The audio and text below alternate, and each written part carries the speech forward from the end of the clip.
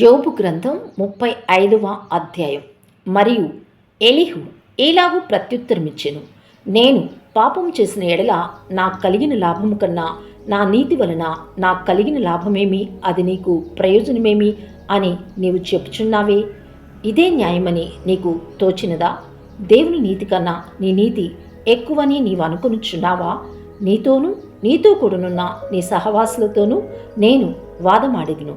ఆకాశం వైపు నిదానించి చూడుము, నీకన్నా ఉన్నతమైన ఆకాశ విశాలముల వైపు చూడుము.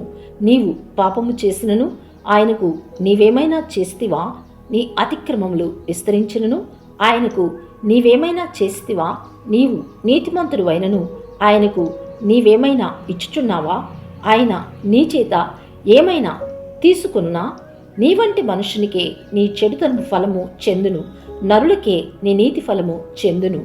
అనేకులు బలత్కారము చేయటం వలన జనులు కేకలు వేయుదురు.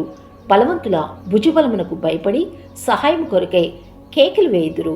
అయితే రాత్రి యందు కీర్తనలు పాడుటకు ప్రేరేపించుచు, భూజంతువుల కంటే మనకు ఎక్కువ బుద్ధి నేర్పుచు, ఆకాశ పక్షుల కంటే మనకు ఎక్కువ జ్ఞానము కలుగు చేయొచ్చు, నన్ను సృజించిన దేవుడు ఎక్కడ ఉన్నాడని అనుకుని వారెవ్వరూ లేరు.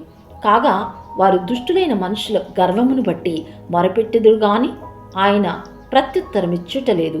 నిశ్చయముగా దేవుడు నిరర్ధకమైన మాటలు చెవిని పెట్టడు, సర్వశక్తుడు వాటిని లక్ష్యపెట్టడు. ఆయనను చూడలేనని నీవు చెప్పినను వ్యాజ్యము ఆయన ఎదుటనే ఉన్నది. ఆయన నిమిత్తం నీవు కనిపెట్టవలను.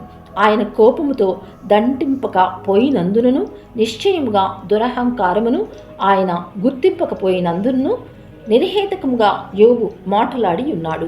తెలివిలేకయే మాటలను విస్తరింపచేసి ఉన్నాడు.